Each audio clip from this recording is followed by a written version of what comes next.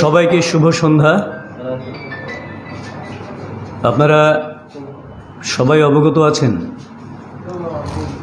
আসন্ন 25শে নভেম্বর আগরতলা পৌর নিগম, পুর পরিষদ এবং নগর পঞ্চায়েত নির্বাচনের জন্যে সরব প্রচার আজ শেষ হয়েছে। সরব প্রচারের শেষ দিনে ভারতীয় জনতা পার্টির দুজন বিধায়ক আজকে একটি সাংবাদিক সম্মেলন করেছেন, যা ত্রিপুরা প্রদেশ বিজেপির নজরে এসছে। সেই সম্পর্কে কিছু বলার জন্যেই আমরা আপনাদেরকে এখানে আহ্বান করেছি। আপনারা এসছেন, তার জন্য আপনাদের সবাইকে ধন্যবাদ জানাই। সাংবাদিক সম্মেলনে বরিষ্ঠ ত্রিপুরার একজন বিধায়ক, যিনি ভারতীয় জনতা পার্টির বর্তমান বিধায়ক রয়েছেন, তিনি বারবার বলছিলেন যে তিনি ভারতীয় জনতা পার্টির একজন দায়িত্ববান কার্যকর্তা এবং ভারতীয় জনতা পার্টি ত্রিপুরা প্রদেশ আশা করে শুধু বিধায়ক নয়, পৃষ্ঠা প্রমুখ থেকে শুরু করে মন্ত্রী পর্যন্ত কিংবা সাংগঠনিক সর্বোচ্চ পদাধিকারী যারা, তারা দায়িত্ববান হবেন, নিজের দায়িত্ব সম্পর্কে ওয়াকিবহাল থাকবেন এবং দলের প্রতি নিষ্ঠা নিয়ে কাজ করবেন, দলের আনুগত্য নিয়ে কাজ করবেন। এটাই ভারতীয় জনতা পার্টির প্রত্যাশা করে কার্যকর্তাদের কাছ থেকে। কিন্তু একটা বিষয় আমাদের নজরে এসছে, আজকে দুজন বিধায়ক যেভাবে কথাবার্তা বলেছেন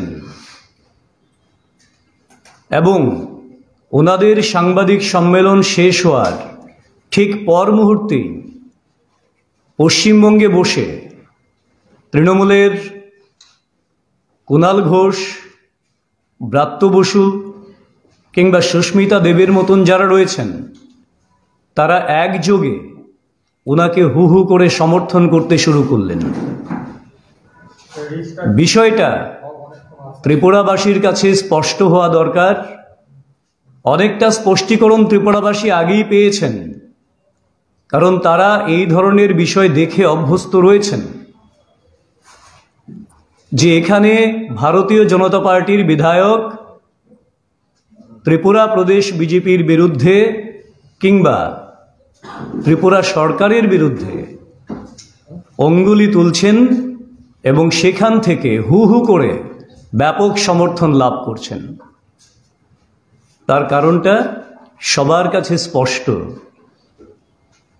যে এখানে যারা সাংবাদিক সম্মেলন করে নিজের দলে থেকে দলের বিরুদ্ধে কথা বলছেন, সেই কথাগুলি বিরোধীরা যা বলেন সেই কথাগুলি বলেছেন। বিরোধী চিত্রনাট্যের একটা প্রয়োগ বিরোধী দল দেখেছে, তার জন্যে ওরা উৎফুল্লিত হয়েছে এবং সেটা করা হয়েছে ত্রিপুরাবাসীকে বিভ্রান্ত করার জন্যে ভোটের প্রাক মুহূর্তে। সরব প্রচারের শেষ মুহূর্তে বিরোধীদের ফায়দা তুলে দেওয়ার জন্যে এই বিষয়টিকে করা হয়েছে বলে ত্রিপুরা প্রদেশ বিজেপি মনে করছে এবং যে রাজনৈতিক ফায়দা তোলার জন্যে পশ্চিমবঙ্গ থেকে ঝাঁকে ঝাঁকে কয়েকজন নেতা এবং অধিকাংশ দুষ্কৃতিকারী, যাদের বিরুদ্ধে সারদা নারদা কেলেঙ্কারিতে জেল খাটার ইতিহাস রয়েছে, যাদের বিরুদ্ধে খুন ধর্ষণের মতন অভিযোগ রয়েছে, সেই সমস্ত নেতাসহ অন্যান্য কার্যকর্তা যারা প্লেনে, বাই রুটে কিংবা ট্রেনে করে এসে ত্রিপুরার বিভিন্ন জায়গায় অশান্তির বাতাবরণ তৈরি করার চেষ্টা করছিলেন গত আগস্ট মাস থেকে, সেই এদের যখন শূন্য মনে হচ্ছিল ত্রিপুরাতে, শেষ ইন্ধন এরা পেয়ে গেলেন দুর্ভাগ্যজনকভাবে ভারতীয় জনতা পার্টির বিধায়কের বক্তব্য থেকে। মানুষ যাতে বিভ্রান্ত না হয় তার জন্যে আমরা মানুষের কাছে আবেদন করব, কারণ আপনাদের কাছে পরিচিত মুখ, প্রত্যেক যারা নাগরিক রয়েছেন তারা প্রত্যেক জনপ্রতিনিধি সম্পর্কে যথেষ্ট মাত্রায় ওয়াকিবহাল। কাজেই কোনোভাবেই ভোটের প্রাক মুহূর্তে মানুষ বিভ্রান্ত হবেন না। আর আমাদের জিজ্ঞাসা যে যিনি দায়িত্ববান কার্যকর্তা বলে মনে করেন নিজেকে বা নিজেদেরকে, যারা বলেন রাষ্ট্রীয় অধ্যক্ষের সঙ্গে কথা হয়েছে, যারা বলেন নেডার চেয়ারম্যানের সঙ্গে কথা হয়েছে, তারা যদি এতটাই যদি তাদের রিচ থাকে, তাহলে তারা ভারতীয় জনতা পার্টির যে ন্যূনতম শৃঙ্খলা রয়েছে সেটা কি অনুধাবন করতে পারেন না? তারা বলছেন কি ডিজিকে চিঠি লিখেছেন, লিখতেই পারেন, বলছেন বিধায়ক হিসেবে লিখেছি। আপনি যে দলের বিধায়ক, যে দলের কার্যকর্তা বারবার বলছেন, সেই দলের কোনো অনুমতি নিয়েছিলেন? অভিযোগ করেছেন এই নির্বাচনে ওনাদেরকে সামিল করা হয়নি। এটা একেবারে ডাহা মিথ্যে কথা। নির্বাচনের যে 25 জনের কমিটি হয়েছিল, কিংবা যে কমিটি নির্বাচনের সম্পূর্ণ দায়িত্বে ছিল, সেই কমিটির সদস্য ওনারাও ছিলেন এবং সেই কমিটির সদস্য হিসেবে ওনাদেরকে বহুবার ডাকা হয়েছিল, ওনাদের মতামত চাওয়া হয়েছিল, কিন্তু ওনারা কোনো এক অজ্ঞাত কারণে নীরব ছিলেন। এবং সেই নীরব থেকে আজকে অতি সক্রিয় হয়ে অতিমাত্রিক সরব কেন হলেন, সেটা ভারতীয় জনতা পার্টির কার্যকর্তাদের প্রশ্ন না, শুধুমাত্র এটা রাজ্যবাসীর প্রশ্ন। এতদিন যারা নীরব ছিলেন, আজ প্রচারের শেষ দিনে, শেষ মুহূর্তে কেন এতটা সরব হলেন? একটা জায়গায় উনি বলছেন বহিরাগত লোক এসে গুন্ডাগর্দি করছে বিভিন্ন জায়গায়। আমরা বারবারই বলেছি, পশ্চিমবঙ্গের তৃণমূল কংগ্রেস দাগি আসামিদের নিয়ে এসছে অবজারভার করে বিভিন্ন জায়গায়, যাদের এগেনস্টে খুন, ধর্ষণ, লুটতরাজের অভিযোগ রয়েছে। সেই বহিরাগতদের কথা হয়তো বা তিনি বলছেন। সেই সঙ্গে বলছেন ক্লাবগুলিকে উজ্জীবিত থাকতে, সতর্ক থাকতে। বহিরাগতদের কোনো স্থান, যারা হামলা হুজ্জতি করতে চায়, তাদের স্থান ত্রিপুরার মাটিতে হবে না। সেটা ভারতীয় জনতা পার্টি ত্রিপুরা প্রদেশ আগেও বলেছে। গণপ্রতিরোধের মুখে বহিরাগতদেরকে পাত্তারি গুটিয়ে যেতে হবে এবং সেটাই হচ্ছে। এখনো আমরা বলি, গোটা রাজ্যবাসীকে বলি, সরব প্রচার শেষ। বাইরের থেকে যারা এসেছিলেন তাদের আর কোনো অঞ্চলে ঢোকার মতন বিষয় নেই। তাদেরকে এবার চলে যেতে হবে নিজের জায়গায়। তারপরেও যদি কোথাও কোনো হামলা হুজ্জতির ঘটনা কিংবা এই ধরনের কোনো ষড়যন্ত্র পরিকল্পিতভাবে যদি করার চেষ্টা করা হয়, মানুষ যেন গণপ্রতিরোধ গড়ে তোলেন, সেটা আমরা আশা করব। এবং সেই জায়গায় ক্লাবগুলি ইতিবাচক দৃষ্টিভঙ্গি নিয়ে গণতান্ত্রিক পরিবেশে যাতে নির্বিঘ্নে ভোট পর্ব সম্পন্ন হয়, তার জন্য ক্লাবগুলি সক্রিয় ভূমিকা গ্রহণ করবে। তার জন্য ক্লাবগুলির প্রতি যারা দায়িত্ববান রয়েছেন, যারা দায়িত্বপ্রাপ্ত রয়েছেন ক্লাবের, বিভিন্ন সামাজিক সংগঠনের, তাদের কাছেও যেমন আবেদন করব, গোটা রাজ্যবাসীর কাছেও আবেদন করব, যেখানে যেখানে এই পুর এবং নগর পঞ্চায়েতের নির্বাচন হচ্ছে। তিনি বলেছেন যারা বিজেপির হয়ে হামলা হুজ্জতি করছে তারা সব সিপিএম এর লোক। আমি বিনম্রভাবে বলবো, একজন দায়িত্বশীল কার্যকর্তা হিসেবে, একজন সিনিয়র বিধায়ক হিসেবে, এটা আপনাদেরও দায়িত্ব যে কারা তারা যে সিপিএম থেকে এসে বিজেপিকে কলুষিত করার চেষ্টা করছে, বদনাম করার চেষ্টা করছে, ষড়যন্ত্র করছে, তাদের চিহ্নিত করার দায়িত্বটা আপনাদেরও থেকে যায়। যদি আপনারা জেনে থাকেন, সেটা রাজ্যবাসীকে জানানো, দলকে প্রথম জানানো, সেটা আপনাদের প্রথম দায়িত্বের মধ্যে বর্তায় বলে ভারতীয় জনতা পার্টি ত্রিপুরা প্রদেশ বিশ্বাস করে। এবং তারাই যদি হয়ে থাকে, তাহলে অঙ্গুলিটা বিজেপির দিকে কেন? আমরা আরো লক্ষ্য করেছি, যিনি একজন প্রাক্তন মন্ত্রী ছিলেন দুজন বিধায়কের মধ্যে, এই ভারতীয় জনতা পার্টির সরকারে তিনি সরাসরি মন্ত্রী পরিষদের দিকে, মুখ্যমন্ত্রীর দিকে আঙুল তুলছেন। এটা অপ্রত্যাশিত। তিনি নিজে যেখানে বলছেন যে ভারতীয় জনতা পার্টিতে আগে দেশ, পরে দল, পরে ব্যক্তি, তাহলে সেই জায়গায় ব্যক্তি আক্রমণ কি করে সম্ভব? এটা কি শুধুমাত্র বিরোধীদের মাইলেজ পাইয়ে দেওয়ার জন্যে, মানুষকে বিভ্রান্ত করার জন্যে, নাকি অন্য কোনো বিষয় রয়েছে? সেটা রাজ্যবাসী জানতে চায়, কার্যকর্তা সবাই জানতে চায়। কারণ আপনি এখনও নিজেকে কার্যকর্তা বলে দাবি করেন, আপনারা এখনও নিজেদের কার্যকর্তা বলে দাবি করেন। কাজেই কার্যকর্তা হিসেবে দল সেটা জানতে চায়, কার্যকর্তারা সেটা জানতে চায়। কাজেই আমরা এখনো আশা করব, উনি পথে থাকবেন বলেছেন, ভোটের দিন পথে সবাই থাকবে। সমস্ত দলীয় কার্যকর্তা যারা রয়েছেন দায়িত্বপ্রাপ্ত ওনারা থাকবেন, সমস্ত বিধায়ক মন্ত্রী যারা রয়েছেন যেখানে যেখানে নির্বাচন আছেন সেখানে ওনারা পথে থাকবেন। সেটা স্বাভাবিক বিষয়, নতুন করে উচ্চারণ করার কোনো বিষয় নেই। পথে সবাই থাকবে, কিন্তু যাতে সুষ্ঠু গণতান্ত্রিক বাতাবরণকে যাতে বজায় রাখা যায়, ভোট পর্ব যাতে নির্বিঘ্নে সম্পন্ন হয়, তার জন্য কার্যকর্তাদের এবং মানুষের সহায়ক ভূমিকায় সবাই পাশে থাকবেন, সেটা আমরা প্রত্যাশা করব।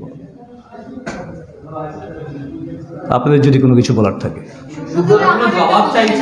হ্যাঁ, আমি আমি আমি নিচ্ছি একটা একটা করে, আমি নিচ্ছি। একটা প্রশ্ন এসছে, বলুন। সানডেতে যে ঘটনাটা ঘটলো তার মধ্যে আমাদের রাজ্যের 2-3 জন সাংবাদিকও আহত হয়েছে, কিন্তু এখন পর্যন্ত কোনো স্টেটমেন্ট বিজেপির তরফ থেকে বা আইসিআই ডিপার্টমেন্টের তরফ থেকে দেওয়া হলো না। সেটার কারণটা কি? আর সেই ঘটনায় জড়িত যারা আছে ওদেরকে চিহ্নিত করে সেটা কি অ্যারেস্ট করা হয়েছে, বা এটা নিয়ে সেটা আপনারা কি পদক্ষেপ নেবেন সেটা জানতে চাইছি। আর তৃতীয়ত স্যার আরেকটা ব্যাপার, তৃতীয়ত যে 25 তারিখ যে ভোট, হ্যাঁ, সেদিন যদি এরকম কোনো ঘটনা হয় তাহলে সাংবাদিকদের সিকিউরিটিটা কোন জায়গায়, সেটা একটু দেখুন। প্রথমত, ভারতীয় জনতা পার্টি ত্রিপুরা প্রদেশ সাংবাদিকদের ওপর কোনো ধরনের আক্রমণের সম্পূর্ণ বিরোধী। আমরা তীব্রভাবে এটাকে নিন্দা জানাই, ধিক্কার জানাই, এবং যারা এর সঙ্গে যুক্ত তাদের গ্রেপ্তার করা হোক, তাদের শাস্তি বিধান করা হোক, সেটা আমরা চাইব। এবং সম্পূর্ণ বিষয়টি যেহেতু সেখানে এসডিপিও নিজে ছিলেন এবং সেটার জন্যে যাবতীয় এনকোয়ারি চলছে, আমরা আশা করি যারা প্রকৃত অপরাধী তাদেরকে চিহ্নিত করে তাদের বিরুদ্ধে যা ব্যবস্থা নেয়ার সেটা নেওয়া হবে। ঠিক আছে? হ্যাঁ, আর ভোটের ব্যাপারটা স্যার, ভোটের দিনের পর্যাপ্ত নিরাপত্তা ব্যবস্থা করার দায়িত্ব নির্বাচন কমিশনের, এবং সেই নির্বাচন কমিশন ইতিমধ্যেই জানিয়ে দিয়েছে পর্যাপ্ত নিরাপত্তা ব্যবস্থা করা হবে, যাতে প্রত্যেকে যার যার দায়িত্ব পালন সহ প্রত্যেকে যাতে ভোট দিতে পারেন, সম্পূর্ণ ভোট পর্ব যাতে সুসম্পন্ন হয় নির্বিঘ্নে, তার ব্যবস্থা নির্বাচন কমিশন করছে। আপনারা যেটা বলছেন যে 2 দলীয় বিধায়ক যে যাদের বক্তব্য রেখেছে সেটা পার্টির অভ্যন্তরে বলা উচিত বা বাইরে বলছেন, তো এটার পার্টির যদি নিয়ম বিরুদ্ধ হয় আপনারা কি এদের বিরুদ্ধে কোন ব্যবস্থা নেবেন? বহিষ্কার করা বা কৈফিয়ত তলব করা কিছু করবেন? দেখুন, আপনারা তার আগেও একজন বিধায়ক সম্পর্কে আমাদের এরকম একটা বিষয় ছিল, এবং সেটা আপনারা জানেন যে সেই বিধায়ক নিজেই পদত্যাগ করেছেন, এবং সেটা এখন চলে গেছে রাজ্য বিধানসভার যিনি অধ্যক্ষ রয়েছেন ওনার এখতিয়ারে। আইন অনুযায়ী যা হওয়ার সেখানে হবে। আর সম্প্রতি যেটা বললাম, সমস্ত বিষয়গুলির প্রতি দীর্ঘদিন ধরেই আমাদের দলের নজর রয়েছে, এবং এই নির্বাচন শেষ হলেই আপনারা জেনে যাবেন আলটিমেটলি কি হয়েছে। সুব্রত দা, 2019-এ ওনার কোনো ভূমিকা বা আপনাদের কি নজরে এসছে? দেখুন, বহু অভিযোগ এসছে। 2019 কেন বলবো? শুধুমাত্র লোকসভা ইলেকশন বলুন, অ্যাসেম্বলি বাই ইলেকশন বলুন, বহু জায়গা থেকে এমন অভিযোগ এসছে যে ওনারা দল বিরোধী কাজ করছেন, এরকম অভিযোগ বহু জায়গায় এসছে। কিন্তু তারপরেও একটা পৃথিবীর সর্ববৃহৎ দল হিসেবে ভারতীয় জনতা পার্টি এবং ত্রিপুরায় 25 বছরের যে অপশাসন থেকে ত্রিপুরাকে মুক্তি ঘটানো হয়েছে, সেই মানুষের যে প্রত্যাশা, সেই প্রত্যাশা পূরণের জন্যে আমরা চাইছিলাম, কারণ ভারতীয় জনতা পার্টি ত্রিপুরা প্রদেশে বর্তমানে যারা আছেন, আপনারা জানেন 2014 সাল পর্যন্ত বা 13 সাল পর্যন্ত যদি আমরা চিন্তা করি, সেই সময় আমাদের শক্তি ততটা ছিল না। কিন্তু 2015-16 পর থেকে ধাপে ধাপে বিভিন্ন নেতৃত্ব আমাদের দলে যোগদান করেছেন, আমাদের শক্তি বৃদ্ধি হয়েছে, এবং মানুষকে নিয়ে মানুষের কাছে সম্মিলিতভাবে এই লিডারশিপ নেতৃত্ব কতগুলি কমিটমেন্ট নিয়ে মানুষের আস্থা অর্জন করতে সমর্থ হয়েছে, সরকার গঠন করতে সমর্থ হয়েছে। এবং তারপর আমরা মনে করেছিলাম যে তারপর স্বাভাবিকভাবেই ভারতীয় জনতা পার্টিতে যারা দীর্ঘকাল কাজ করেন তারা দলটাকে, দলের অনুশাসনকে যতটা জানেন বোঝেন, হুট করে এসে কারোর পক্ষে যতটা জানা বোঝা এবং সেটাকে নিজে রপ্ত করা, সেটা একটা সময় সাপেক্ষ ব্যাপার। কিন্তু আমরা চেয়েছিলাম যে ধীরে ধীরে ওনারা যারা রপ্ত করতে পারছেন না ওনারা করুন। আপনারা দেখেছেন সম্প্রতি বিভিন্ন সময়ে আমাদের কোনো কোনো কার্যকর্তার বিরুদ্ধে আমাদের হার্শ কিছু পদক্ষেপ নিতে হয়েছে। তো সেই বিষয়গুলি সামগ্রিকভাবে বিবেচনা করে সঠিক সময়ে সঠিক ব্যবস্থা আমরা নেব। দাদা, কুণাল ঘোষ আজকে নিজের প্রেস কনফারেন্সে ডাইরেক্ট ভাবে বলেছে যে যদি ক্ষমতা থাকে ওনাকে বহিষ্কার করে দেখাতে, তো সে ব্যাপারে আপনার কি রিঅ্যাকশন? দেখুন, একটা বিষয় হচ্ছে যে কুণাল ঘোষ স্থির করে দেবে যে ওনাকে বহিষ্কার করবে না কাকে বহিষ্কার করবে। কুণাল ঘোষ কে? বিজেপির সঙ্গে কুণাল ঘোষের কি সম্পর্ক আছে যে ওখান থেকে জ্ঞান মারবে? যে রাজ্যটাকে একটা গণতন্ত্রের কবরস্থানে পরিণত করেছে, প্রায় 100 মতন কার্যকর্তাকে খুন করা হয়েছে এখন অব্দি, 51টা ধর্ষণ করা হয়েছে, অগ্নিসংযোগ লুটতরাজ করে 1 লক্ষের উপর ভারতীয় জনতা পার্টির কার্যকর্তারা এখনো পশ্চিমবঙ্গ ছাড়া রয়েছে। তারপর এখানে এসে ত্রিপুরার মানুষকে বিভ্রান্ত করে ওখানে গিয়ে আবার জ্ঞান মারবে। আর এখানকার বিধায়ক কে বলল বিজেপি বিরোধী কোনো একটা সুর চড়ালো, তো এটাকে হুড়হুড় করে সমর্থন করার জন্যে করে একটা নতুন আবহ তৈরি করে মানুষের মধ্যে একটা বিভ্রান্তিকর পরিস্থিতি তৈরি করে রাজনৈতিক সুযোগ নিতে চাইছে। তো রাজ্যবাসী এত বোকা নয়। ভোটের পরে ব্যবস্থা, এই কথা কি বলা যায়? আপনি যে ইঙ্গিত দিচ্ছেন, আমি বললাম অবশ্যই ভোটের পরে, কারণ ভোটের মাঝখানে তো আর কোনো ব্যবস্থা হবে না। কিন্তু সমস্ত বিষয়গুলির পুঙ্খানুপুঙ্খ রিপোর্ট বিশ্লেষণ সমস্তটাই দল করছে এবং প্রতিনিয়ত করছে, কাজেই যথাসময়ে যথা ব্যবস্থা হবে। কিরকম ব্যবস্থা? কঠোর পদক্ষেপ, অবভিয়াসলি কঠোর পদক্ষেপ, on the basis of evidence, কঠোর পদক্ষেপ। মানে দলের গঠনতন্ত্রের কি পদক্ষেপ আছে আপনাদের এই ক্ষেত্রে নেওয়ার মধ্যে? বহু রকম আছে, সেটা যখন আমরা ব্যবস্থা নেব তখন ডিসক্লোজ করব। কোন অ্যাক্টে গঠনতন্ত্রের কোন প্যারা অনুযায়ী